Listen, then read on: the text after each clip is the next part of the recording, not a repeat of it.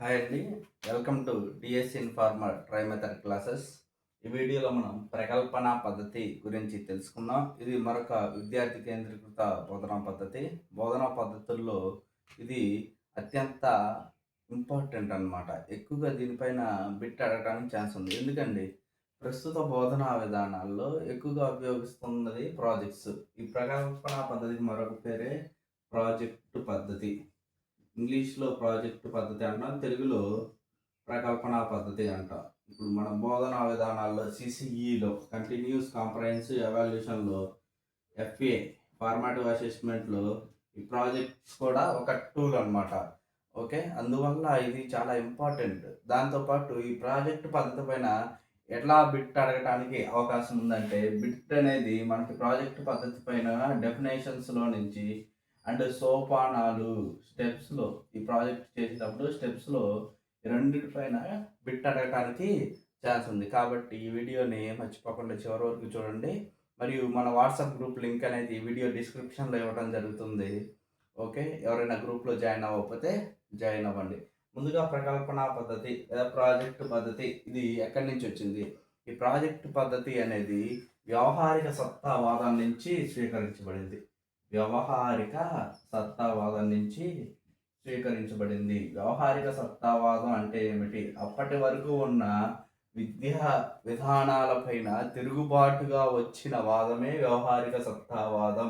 ఓకేనా? కొత్త నూతన విధానాలతో దీన్ని ప్రవేశపెట్టారు. ఎవరు ప్రవేశపెట్టారు? జాన్ డ్యూయి అనే ఆయన వ్యవహారిక సత్తావాదాన్ని తీసుకొచ్చాడనమాట. అయితే ఈ వ్యవహారిక సత్తావాదంలో నుంచి ప్రాజెక్టు పద్ధతిని తరగతి గదిలోకి తీసుకొచ్చిన ఆయన కిల్ ప్యాట్రిక్. ఈయన ఈ ప్రాజెక్ట్ లేదా ఈ ప్రకల్పనని 4 రకాలుగా విభజించాడు. వాటిని మళ్ళీ తెలుసుకుందాం. నెక్స్ట్ దీనికి సమగ్ర రూపం ఇచ్చినది ప్రకల్పన పద్ధతికి స్టీవెన్సన్ అనే శాస్త్రవేత్త ప్రాజెక్టు పద్ధతికి లేదా ప్రకల్పన పద్ధతికి సమగ్ర రూపం ఇచ్చారు. ఈయన ప్రకల్పనల్ని 2 రకాలుగా విభజించారు. అవి మనం చివరిలో చూద్దాం. ఇది అంత ఇంపార్టెంట్ కాదు, కానీ తెలుసుకోవాలి కాబట్టి చివరిలో చూద్దాం. ఓకేనా? ఈ ప్రాజెక్ట్ పద్ధతి ఎక్కడి నుంచి వచ్చింది? వ్యవహారిక సత్తావాదం యొక్క ఆధార సూత్రం ఏంటి? లెర్నింగ్ బై డూయింగ్ అనేది వ్యవహారిక సత్తావాదం యొక్క ఆధార సూత్రం. ఈ ప్రాజెక్టు పద్ధతి ఆధార సూత్రం కూడా ఇదే. లేదా జీవిస్తూ నేర్చుకోవడం, జీవించడానికి నేర్చుకోక జీవిస్తూ నేర్చుకోవటం, జీవిస్తూ నేర్చుకోవటం లేదా చేస్తూ అభ్యసించటం, లెర్నింగ్ బై డూయింగ్ అనేది ప్రాజెక్టు పద్ధతి యొక్క ఆధార సూత్రం. మరియు ప్రాజెక్టు పద్ధతి మనకి వినియోగానికి ప్రాధాన్యత ఇచ్చింది. దేనికి ప్రాధాన్యత ఇచ్చిందండి? వినియోగం. ఎక్కువగా కూడా ఏమైనా వనరులని వినియోగించుకోవడానికి ప్రాజెక్టు పద్ధతి మనకి ఇక్కడ ప్రాధాన్యత ఇచ్చింది. శరీరంలో ఉన్నటువంటి 5 జ్ఞానేంద్రియాలను కూడా ఉపయోగించుకొని జ్ఞాన సముపార్జన చేసుకోవడానికి ప్రాధాన్యత ఇచ్చిన పద్ధతి ఏదయ్యా అంటే ప్రకల్పన పద్ధతి లేదా ప్రాజెక్టు పద్ధతి. చెప్పుకున్నాం కదా, లెర్నింగ్ బై డూయింగ్ లేదా జీవించడానికి నేర్చుకోక జీవిస్తూ నేర్చుకోవటం. ఓకేనండి? జీవించడానికి నేర్చుకోక జీవిస్తూ నేర్చుకోవటం అన్నమాట. ప్రాజెక్టు పద్ధతి లేదా ప్రకల్పన పద్ధతి అనేది తరగతి గదిలో నిర్వహించేటటువంటి పద్ధతి కాదండి. ఎక్కడ తరగతి బయట ఏవైతే పాఠ్యాంశాలను మనం బోధించవచ్చు అలాంటి వాటికి ఉపయుక్తంగా ఉండే పద్ధతే ప్రకల్పన పద్ధతి లేదా ప్రాజెక్టు పద్ధతి. ఇప్పుడు నేలలు రకాలు అనే పాఠ్యాంశం ఉందండి. మనం తరగతి గదిలో నేలల రకాలు, అవి నల్ల రేగడి నేలలు, ఎర్ర నేలలు, ఇవన్నీ చెప్పగలము. అదే విద్యార్థిని తరగతి గది నుంచి బయటికి తీసుకువెళ్ళి ఆ పాఠ్యాంశాన్ని అద్భుతంగా బోధించవచ్చు. అలాంటి పాఠ్యాంశాలకి ఈ ప్రకల్పన లేదా ప్రాజెక్టు పద్ధతి అనేది చాలా బాగా ఉపయోగపడుతుంది అన్నమాట. ఇంకా మనకి రోడ్లు రకాలు లేదా పక్షులు వాటి గూళ్ళు అంటే తరగతి గది బయట బోధించేటటువంటి అంశాలకి ప్రకల్పన లేదా ప్రాజెక్టు పద్ధతి అనేది బాగా ఉపయోగపడుతుంది. ఇంకా నెక్స్ట్ మనం ఈ ప్రాజెక్ట్ అంటే డెఫినేషన్స్ చూద్దాం. ఫస్ట్ వీటికి మొట్టమొదటిగా ఈ ప్రాజెక్టు పద్ధతి తరగతి గదిలోకి తీసుకొచ్చిన ఆయన అఖిల్ ప్యాట్రిక్ గారు ఇచ్చినటువంటి డెఫినేషన్ ఫస్ట్ చూద్దాం. Okay, Kilpatrick. Next Stevenson.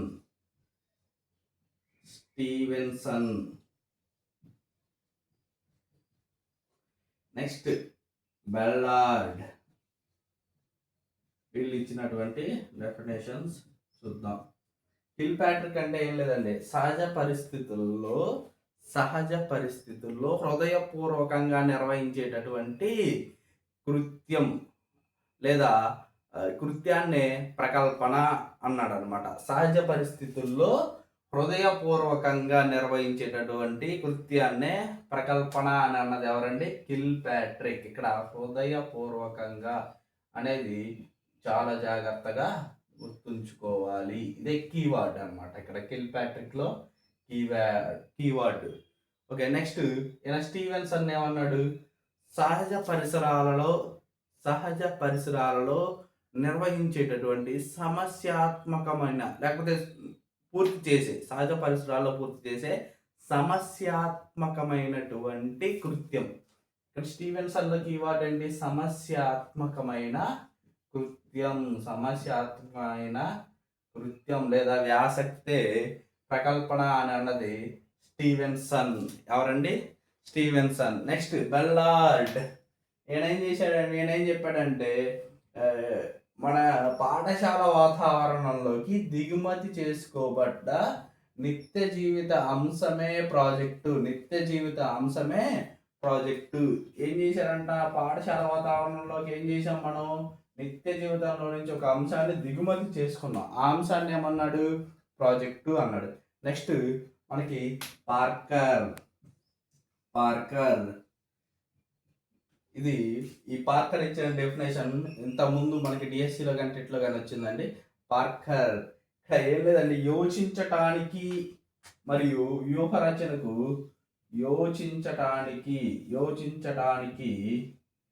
మరియు వ్యూహ రచనకు స్టూడెంట్ని బాధ్యుల్ని చేయాలంట.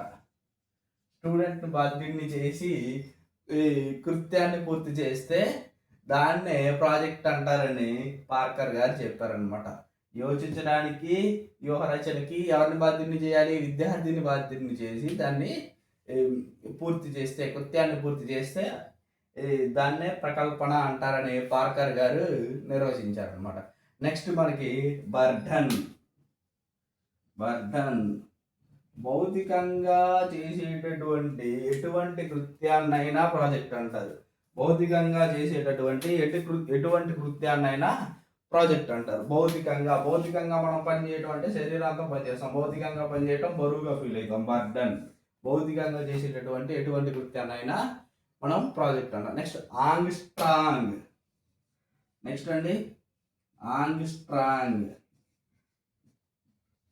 అనేక సమస్యలతో కూడిన పనిని విజయవంతంగా లేదా జయప్రదంగా పూర్తి చేయడం ప్రాజెక్ట్. ఎలాంటిదంట? అనేక సమస్యలు కూడిన పనిని ఎలా చేయాలంట? జయప్రదం లేదా విజయవంతంగా పూర్తి చేయడం. విజయవంతంగా పూర్తి చేస్తే అదేమవుతుంది? ప్రాజెక్ట్ అవుతుంది అని ఎవరు నిర్వచించారు? ఆంగ్స్ట్రాంగ్. భౌతిక శరీరంతో లేదా భౌతికంగా చేసేటటువంటి ఎటువంటి పనినైనా ప్రాజెక్ట్ అని నిర్వచించింది బర్డన్. బర్డన్. యోచించడానికి, వ్యూహరచనకి విద్యార్థిని బాధ్యుని చేస్తే అటువంటి దాన్నే అటువంటి కృత్యాలనే ప్రాజెక్ట్ అని చెప్పింది పార్కర్. ఇది పాత బిట్టండి, చాలా జాగ్రత్తగా గుర్తుపెట్టుకోవాలన్నమాట. ఓకే, నెక్స్ట్ దిగుమతి. పాఠశాల వాతావరణంలోకి దిగుమతి చేసుకోబడిన నిజ జీవిత అంశమే ప్రాజెక్ట్ అని చెప్పింది బెల్లార్డ్. దిగుమతి చేసుకుంటాం అని గుర్తుపెట్టుకోండి. స్టీవెన్సన్ సమస్యాత్మక. కీవర్డ్స్ చాలా స్ట్రెస్ చేసి గుర్తుపెట్టుకోవాలన్నమాట. లాస్ట్ అంటే థామస్ అండ్ లాంగ్. విద్యార్థి ఏదైనా ఒక పనిని చేసేటప్పుడు ఆ పనిలో నిర్మాణాత్మకమైన ప్రయత్నం లేదా నిర్మాణాత్మకమైన ఆలోచనను ఉపయోగించి ప్రాజెక్ట్ కృత్యాలు లేదా వ్యాసక్తులను పూర్తి చేయటమే ప్రాజెక్టు. నిర్మాణాత్మక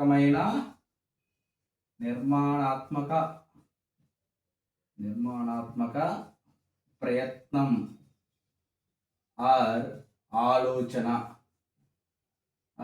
ఆలోచన ఉపయోగిస్తే, దేంట్లో విద్యార్థి ఒక పనిని చేసేటప్పుడు విద్యార్థి ఒక పనిని సొంతంగా చేసేటప్పుడు నిర్మాణాత్మకమైన ప్రయత్నం లేదా నిర్మాణాత్మకమైన ఆలోచనను ఉపయోగిస్తే అదే ప్రాజెక్ట్ అవుతుంది. అంటే థామస్ థాట్ ఆలోచన ఆంగ్స్ట్రాంగ్ అనేక సమస్యలు జయప్రదం. ఇది బాగా గుర్తుపెట్టుకోవాలి. జయప్రదం. బర్డన్ భౌతిక పార్కర్ పార్కింగ్ చేయడానికి యోచిస్తాం. వ్యూహ రచన చేస్తాం. మనం ఎక్కడికైనా వెళ్ళినప్పుడు పార్కింగ్ చేయడానికి యోచిస్తాం. చాలా జాగ్రత్తగా చూసి మన బండి ఎక్కడ పెట్టాలి లేదా కార్ ఎక్కడ పెట్టాలని యోచిస్తాం. బెల్లాన్ని దిగుమతి చేసుకుంటాం. స్టీవెన్సన్ సమస్యాత్మక. కిల్ ప్యాట్రిక్ హృదయపూర్వకం. హృదయం లేకపోతే కిల్ హృదయం అంటే దిల్ అంటాం కాబట్టి దిల్. ఓకే, వీటిని ఎలా గుర్తుపెట్టుకోవాలి? ఇప్పుడు ఒక ప్రాజెక్ట్కి ఉండవలసినటువంటి లక్షణాలు చూసుకొని తర్వాత సూత్రాలు చూసుకొని మనం ముందుకు వెళ్ళిపోదాం. ఓకేనండి. ప్రాజెక్ట్కి ఉన్నటువంటి లక్షణాలు. ఎటువంటి లక్షణాలు ఉండాలి ప్రాజెక్టుకి? ప్రాజెక్టు ప్రయోజనకరంగా ఉండాలి. ఏదైనా ప్రాజెక్ట్ ఎలా ఉండాలి? ప్రయోజనకరంగా ఉండాలి. అవునా కాదా? ఏదైనా ఒక పని చేస్తే మనకి పని నుంచి ప్రయోజనం అనేది కనపడాలి. ప్రయోజనకరంగా ఉండాలి. నెక్స్ట్ ఎలా ఉండాలి? సృజనాత్మకంగా ఉండాలి. కొత్తగా ఉండాలి. ప్రాజెక్ట్ చేస్తే ఎప్పుడు కూడా పాత వాటిని కాపీ కొట్టి చేయకూడదు అనమాట. సృజనాత్మకంగా ఉండాలి. ప్రయోజనపరంగా ఉండాలి. నెక్స్ట్ లక్ష్యాత్మకంగా ఉండాలి.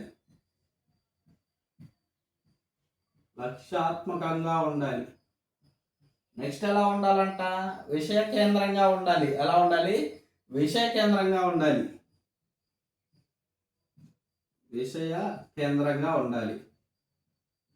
నెక్స్ట్ ఎలా ఉండాలి? వాస్తవంగా ఉండాలి.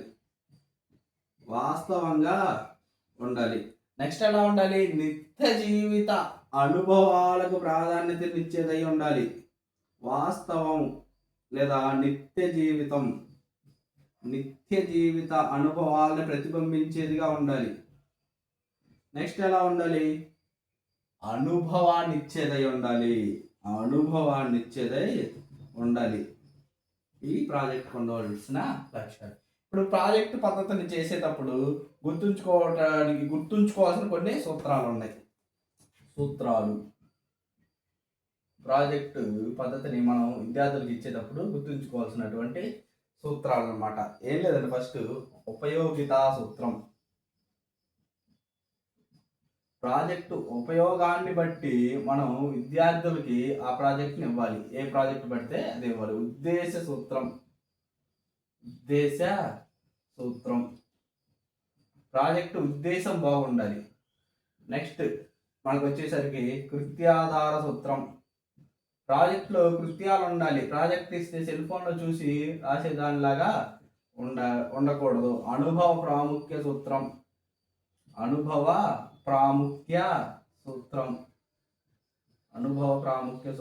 ఓకే, ఉపయోగితా సూత్రం, ఉద్దేశ సూత్రం, అనుభవ ప్రాముఖ్య సూత్రం, కృత్యాధార సూత్రం. నెక్స్ట్ స్వేచ్ఛా సూత్రం. విద్యార్థికి స్వేచ్ఛ ఉండాలి ప్రాజెక్టు తీసుకోవడంలో. స్వేచ్ఛా సూత్రం. నెక్స్ట్ వాస్తవికతా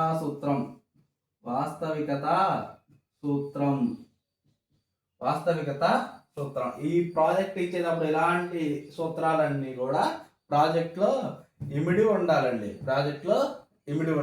మీరు ఒకసారి ప్రాజెక్ట్ అంటే ఇందా డెఫినేషన్ చూశారు కదా, దాన్ని బట్టి మీకు ఏమర్థమైంది? ప్రాజెక్ట్ అంటే ఏం లేదండి, కొన్ని కృత్యాల సమాహారం. కృత్యం అంటే మనం ఏం చెప్పుకున్నాం? కృత్యాధార పద్ధతిలో కృత్యం అంటే భౌతికంగా, మానసికంగా మానసిక శక్తిని ఉపయోగించి చేసే పనినే కృత్యం అని చెప్పుకున్నాం అనమాట. ఇప్పుడు ప్రాజెక్ట్ అంటే ఏం చెప్తున్నాం? కొన్ని కృత్యాల సమాహారం. ఇది మనకి ఓకే. ఇప్పుడు మనం ప్రాజెక్టు లక్షణాలు చూసాం, ప్రాజెక్ట్ పద్ధతిలో ఉపయోగించాల్సిన సూత్రాలు చూసాం. ఇప్పుడు ప్రాజెక్ట్ పద్ధతిలోని సోపానాలు, ప్రాజెక్ట్ పద్ధతిలోని డెఫినేషన్స్ తర్వాత అత్యంత ఇంపార్టెంట్, అత్యంత ముఖ్యమైనవి ఈ సోపానాలు అనమాట. సోపానాలు చూద్దాం. ఈ ప్రాజెక్ట్ పద్ధతిలోని సోపానాలు థారండైక్ యొక్క 3 నియమాలతో ఇవి ఇంటర్లింక్ అయ్యి ఉంటాయి. వాటిని చాలా జాగ్రత్తగా గుర్తుపెట్టుకోవాలి. ఫస్ట్ పరిస్థితిని కల్పించడం. పరిస్థితిని ఎవరు కల్పించాలి? పరిస్థితిని ఎవరు కల్పించాలి? ఉపాధ్యాయుడు. ఎవరు కల్పించాలి? ఉపాధ్యాయుడు కల్పించాలి. నెక్స్ట్ ఎంపిక చేయడం. ఎంపిక ఎవరు చేసుకోవాలండి? ప్రాజెక్టుని ఎంపిక చేసుకోవడం ఎవరు చేసుకోవాలి? విద్యార్థి చేసుకోవాలి. ఎంపిక చేసుకోవటం, ధ్యేయాన్ని వివరించడం. ధ్యేయాన్ని ఎవరు వివరించాలి? ధ్యేయాన్ని టీచర్ ఉపాధ్యాయుడు వివరించాలి. ఇక్కడ స్టూడెంట్ ఎంపిక చేసుకోవాలి. పథక రచన. పరిస్థితిని కల్పించాం, ఎంపిక చేసుకోమన్నాం, పథక రచన ఎవరు చేయాలి? స్టూడెంట్ చేయాలి. ప్రాజెక్టు పద్ధతిలోనే అత్యంత ముఖ్యమైన సోపానం ఏదయ్యా అని అడిగితే పథక రచన. ఎందుకంటే ప్రాజెక్ట్ యొక్క అవుట్పుట్ అనేది ఈ పథక రచన పైన ఆధారపడి ఉంటుందన్నమాట. ఈ పథక రచన సరిగా చేయకపోతే ప్రాజెక్ట్ సరిగా రాదు. ప్రాజెక్ట్ మొత్తం కొలాప్స్ అనేది అయిపోతుంది అనమాట. ప్రాజెక్ట్ మొత్తం కొలాప్స్ అయిపోతుంది. నెక్స్ట్ మనకి ఇక్కడ తర్వాత ఏం చేస్తాం? పథక రచన తర్వాత అమలు చేయటం, అమలు పరచడం. తర్వాత అమలు పరిచిన తర్వాత ఏం చేస్తామండి? ఎవాల్యూషన్, మూల్యాంకనం చేసిన తర్వాత మనం ఇప్పుడు ఏదైనా మీటింగ్ పెడితే లేదా కాంప్లెక్స్ మీటింగ్లో ఏం రాస్తాం? డాక్యుమెంటేషన్ రాస్తాం. నివేదిక తయారు చేస్తాం. ప్రాజెక్టు పైన ఒక నివేదిక. ఇప్పుడు పిహెచ్డి చేసే వాళ్ళు థీసిస్ తయారు చేస్తారు. థీసిస్ తయారు చేసి ఆ థీసిస్ని ఒక బుక్గా ప్రచురిస్తారు అనమాట. అలానే ప్రాజెక్ట్ చేసిన తర్వాత కూడా దానిపైన ఒక నివేదిక తయారు చేయాలి. ఈ నివేదిక ఎందుకు తయారు చేయాలి? తర్వాత భావి తరాల వాళ్ళకి ఉపయోగపడటానికి ఈ నివేదిక తయారు చేయాలన్నమాట. ఇప్పుడు వీటిలో ఉన్నటువంటి థారండైక్ నియమాలను ఏ సోపానాల్లో ఉన్నాయో చూద్దాం. ఫస్ట్ పరిస్థితిని కల్పించడం అనేది సంసిద్ధతా నియమం. ఓకే, ఇది సంసిద్ధతా నియమంతో పోలి ఉంటుంది. నెక్స్ట్ ఇక్కడ అమలు పరచడం అనేది అభ్యాస నియమంతో పోలి ఉంటుంది. థారండైక్ యొక్క అభ్యాస నియమంతో పోలి ఉంటుంది. మూల్యాంకనం చేయడం అనేది థారండైక్ యొక్క ఫలిత నియమాన్ని పోలి ఉంటుంది. థారండైక్ యొక్క ఫలిత నియమాన్ని పోలినటువంటి ప్రాజెక్టు పద్ధతిలోని, ప్రకల్పన పద్ధతిలోని సోపానం ఏది అని అడిగినప్పుడు మీరేం పెట్టాలండి? ఇక్కడ పరిస్థితిని కల్పించడమా, పథక రచన చేయటమా, నివేదిక తయారీ చేయటమా, మూల్యాంకనం చేయటమా? నివేదిక తయారీ కాదు, మూల్యాంకనం. ప్రాజెక్టు పద్ధతికి స్టీవెన్సన్ గారు ఇచ్చినటువంటి డెఫినేషన్ ఏంటి? దాంట్లో కీవర్డ్ ఏంటి? స్టీవెన్సన్ గారు ఇచ్చినటువంటి కీవర్డ్ ఏంటి? సమస్యాత్మకమైన, సహజ పరిస్థితుల్లో పూర్తి చేయగల సమస్యాత్మకమైన కృత్యాన్ని లేదా వ్యాసక్తిని ప్రాజెక్ట్ అంటారు. ఓకే, ఇవి మనకి సోపానాలు. సోపానాలు ఎప్పుడూ కూడా మనం బట్టి పట్టకూడదండి. ఆ సోపానాలను ఒక ఆర్డర్లో ఫస్ట్ పరిస్థితిని కల్పిస్తాం. నెక్స్ట్ ఎంపిక చేసుకోవడానికి ధ్యేయాన్ని వివరించాలి. నెక్స్ట్ పథక రచన చేస్తాం, అమలు పరుస్తాం, మూల్యాంకనం చేస్తాం, ఎవాల్యూషన్ చేస్తాం, నివేదిక తయారీ చేస్తాం అన్నమాట. ఇవి చాలా జాగ్రత్తగా గుర్తుంచుకోవాలి. థారండైక్ యొక్క ఏ నియమం? అమలు పరచడం అనేది అభ్యాస నియమం, మూల్యాంకనం అనేది ఫలిత నియమం, పరిస్థితిని కల్పించడం అనేది సంసిద్ధతా నియమం. ఇవి ప్రాజెక్ట్ పద్ధతిలోని సోపానాలు. ఇప్పుడు ప్రాజెక్టు పద్ధతిలో అత్యంత ముఖ్యమైన సోపానం ఏదండి? పథక రచన. ప్రాజెక్టు పద్ధతి యొక్క అవుట్పుట్ అది దేనిపైన ఆధారపడి ఉంటుందంటే పథక రచన పైన ఆధారపడి ఉంటుంది. ఇప్పుడు మనం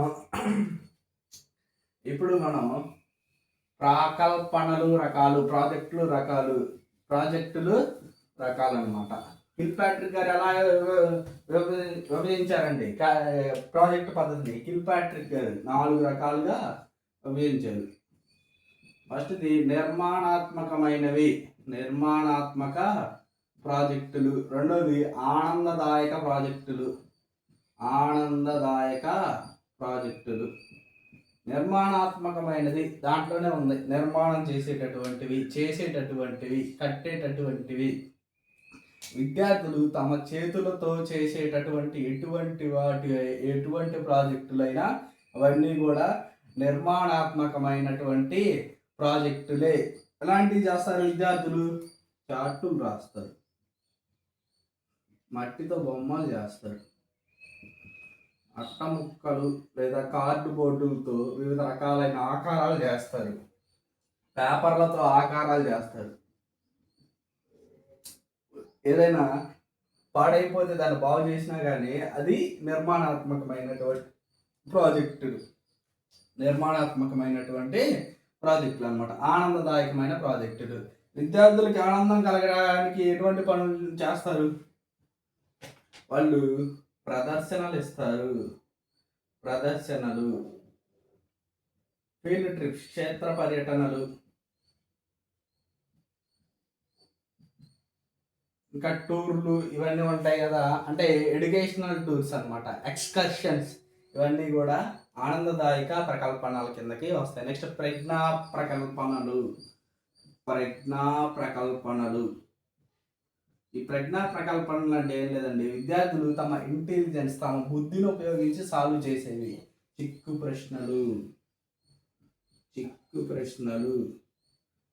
లేదా చిక్కు ప్రశ్నలు సాల్వ్ చేయటం కానీ, చిక్కు ప్రశ్నలను తయారు చేయటం కానీ కూడా ప్రజ్ఞా ప్రకల్పన. లేదా సుడోకు తయారు చేయటం, సుడోకు సాల్వ్ చేయటం, ఇవన్నీ కూడా ప్రజ్ఞా ప్రకల్పనలోకి వస్తుంది. నెక్స్ట్ జీవిత ఉపయోగ ప్రకల్పనలు.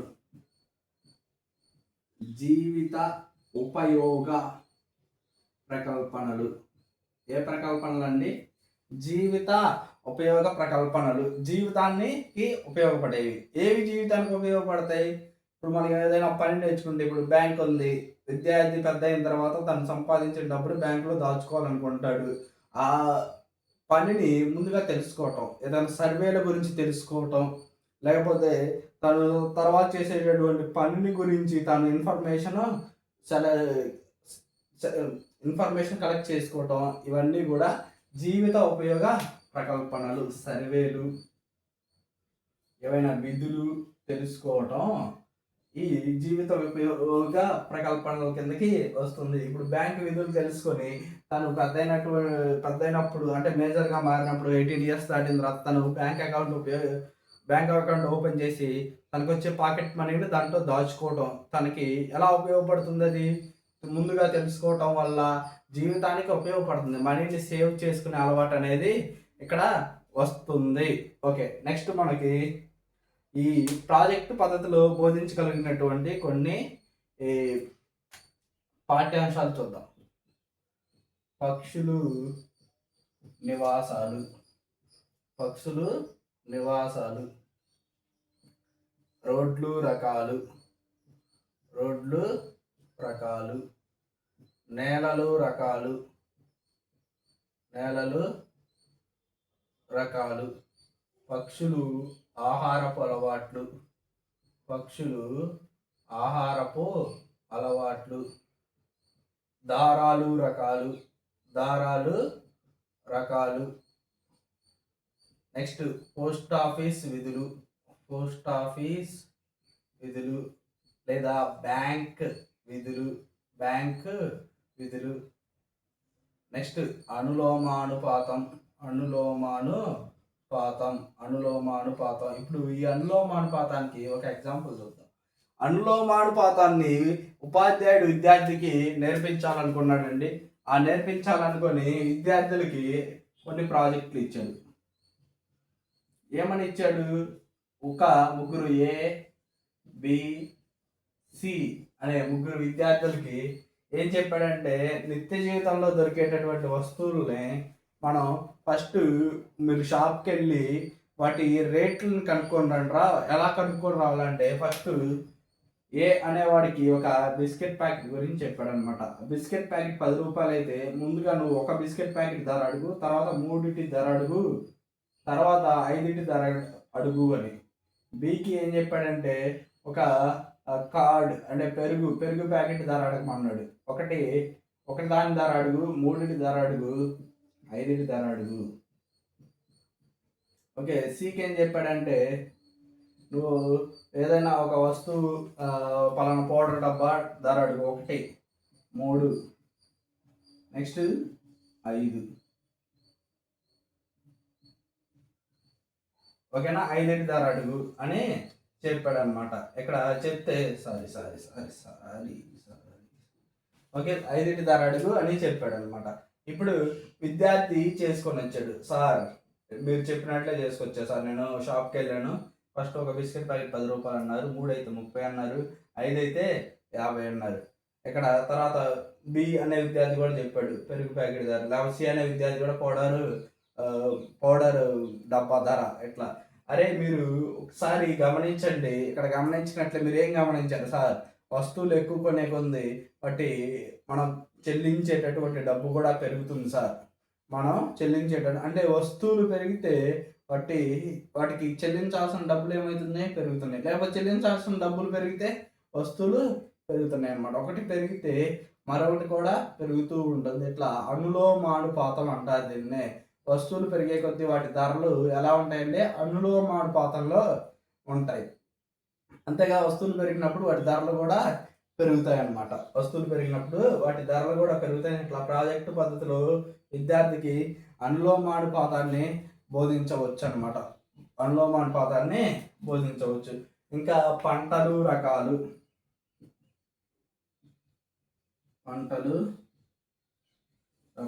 అనేది కూడా మనం ప్రాజెక్టు పద్ధతిలో తరగతిగా ఇది బయట బోధించడానికి అవకాశం ఉన్నటువంటి ఎటువంటిదైనా కూడా ఈ ప్రాజెక్టు పద్ధతి కింద వస్తుంది. ఇప్పుడు ఈ కిల్పాట్రిక్ గారు చెప్పినటువంటి 4 ప్రకల్పనలు ఉన్నాయి కదా, దానికి సంబంధించి ఒక క్వశ్చన్ అడుగుతాను. మనకి పాఠశాలలో తోట పెంపకం అనేది ఈ కిల్పాట్రిక్ గారు చెప్పినటువంటి ఏ ప్రకల్పన కిందకి వస్తుంది? పాఠశాల బడి తోట పెంపకం అనేది, బడిలో తోట లేదు, కొత్తగా నిర్మించి తోట పెంచాలన్నమాట. అది ఎటువంటి ప్రకల్పన? నిర్మాణాత్మక ప్రకల్పన, ఆనందదాయక ప్రకల్పన, ప్రజ్ఞా ప్రకల్పన, జీవిత ఉపయోగ ప్రకల్పన. ఏది అనుకుంటున్నారు? ప్రజ్ఞ అయితే అసలు కాదు, అంటే దీన్ని బుద్ధిని ఉపయోగించి చేయం కాబట్టి. ఓకే, ఇది నిర్మాణాత్మక ప్రకల్పన అండి. అంటే బడిలో తోటలేదు, కొత్తగా నిర్మిస్తున్నాం కాబట్టి నిర్మాణాత్మక ప్రకల్పన. ఇది జాగ్రత్తగా గుర్తుంచుకోవాలి.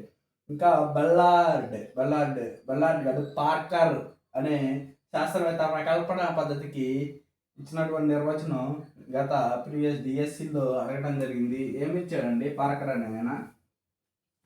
అనే ఆయన ఏమి ఇచ్చాడు? ఒకసారి మనం చెప్పుకున్నాం కాబట్టి కామెంట్ సెక్షన్లో కామెంట్ చేయండి. ఓకే, ఇప్పుడు మన స్టీవెన్సన్ గారు చెప్పినటువంటి ప్రకల్పనలు రకాలు, అవి 2 రకాలు ఏంటో చూసుకుందాం. స్టీవెన్సన్ భౌతిక ప్రకల్పనలు, మేధో సంబంధిత ప్రకల్పనలు. భౌతిక ప్రకల్పనలు, మేధో సంబంధిత ప్రకల్పనలు అన్నమాట. భౌతిక ప్రకల్పనలు అంటే ఏం లేదండి, ఇందాక కిల్పాట్రిక్ గారు చెప్పినటువంటి ప్రజ్ఞా ప్రకల్పనలు కాకుండా మిగతా 3 ప్రకల్పనలు కలిపిన భౌతిక ప్రకల్పనలు అన్నాడు. ప్రజ్ఞా ప్రకల్పనలు తీసుకొచ్చి ఇక్కడ మేధో సంబంధితాలో పడేశాడు అనమాట. సేమ్ వాటినే అయినా ఇట్లా 2 రకాలుగా విభజించాడు. ఇప్పుడు ప్రకల్పన పద్ధతి ప్రయోజనాలు లేదా మెరిట్స్. ఇది మనోవైజ్ఞానికమైనది.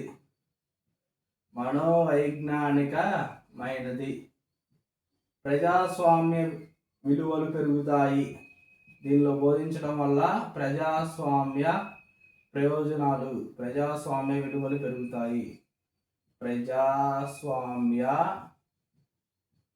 విలువలు పెరుగుతాయి.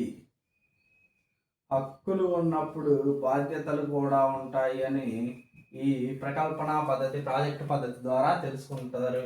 హక్కులు ఉన్నప్పుడు బాధ్యతలు కూడా ఉంటాయని ప్రాజెక్టు పద్ధతి ద్వారా తెలుసుకుంటారు. నెక్స్ట్ ఇక్కడ మనకి పని పట్ల లేదా శ్రమ పట్ల గౌరవం పెరుగుతుంది. పని పట్ల లేదా శ్రమ పైన గౌరవం పెరుగుతుంది. ఎక్కువ కాలం గుర్తుంటుంది. ఎక్కువ కాలం గుర్తుంటుంది. మనోవైజ్ఞానికమైనది. ప్రజాస్వామ్య విలువలు పెరుగుతారు. శ్రమ పట్ల లేదా పని పట్ల గౌరవం పెరుగుతుంది. హక్కులు, బాధ్యతలు, ప్రజాస్వామ్య విలువలు, సహసంబంధం ఏర్పడుతుంది. వివిధ సబ్జెక్టులకి మధ్య సహసంబంధం ఏర్పడుతుంది. అనుభవం వస్తుంది. అనుభవం వల్ల అభ్యసనం సింపుల్గా అంటే ఈజీగా జరుగుతుంది. ఓకే, నెక్స్ట్ ఇక్కడ మనోవైజ్ఞానికమైనది. జీవన నైపుణ్యాలు పెరుగుతాయండి. ప్రాజెక్ట్ అంటే ఎక్కడికి వెళ్ళి చేయాలి? మనం సహజ పరిసరాల్లోకి వెళ్ళాలి. బడి నుంచి బయటికి వెళ్ళి చేయాలన్నమాట. అందువల్ల ఇక్కడ జీవన నైపుణ్యాలు, విద్యార్థి వివిధ రకాల వ్యక్తులతో ఇంటరాక్ట్ అవుతాడు కాబట్టి వాడికి దీన్ని ఎలా చేయాలో నేర్చుకుంటాడు అన్నమాట. అప్పుడు విద్యార్థికి జీవన నైపుణ్యాలు పెరుగుతాయి అన్నమాట. Okay, next demerits. ఇవి అంటే ప్రాజెక్ట్ పద్ధతిలో ఉన్నటువంటి లోపాలు. శ్రమ ఖర్చు అధికం. ఓకే, అన్ని ప్రాజెక్టులు చేయగలిగినటువంటి విద్యార్థులు ఉండరు. మరియు ఈ ప్రాజెక్టు పద్ధతిలో బోధించడానికి ఉపాధ్యాయుడికి కూడా స్కిల్ అవసరం. అలాంటి స్కిల్స్ కలిగిన ఉపాధ్యాయులు ఎక్కువ మంది లేరు. నెక్స్ట్ ఈ ప్రాజెక్టు పద్ధతి చేయడానికి అలాంటి స్కిల్స్ అందరూ విద్యార్థుల దగ్గర కూడా ఉండవు అన్నమాట. దానివల్ల ప్రాజెక్టు పద్ధతి అనేది కాస్త మనం ఉపయోగించడంలో వెనుకబడి ఉన్నాం అన్నమాట. ఇది ప్రాజెక్టు పద్ధతికి సంబంధించినటువంటి విలువైన సమాచారం. థ్యాంక్ యూ అండి. ఈ వీడియో నచ్చితే లైక్ చేయండి, షేర్ చేయండి. Thank you for watching.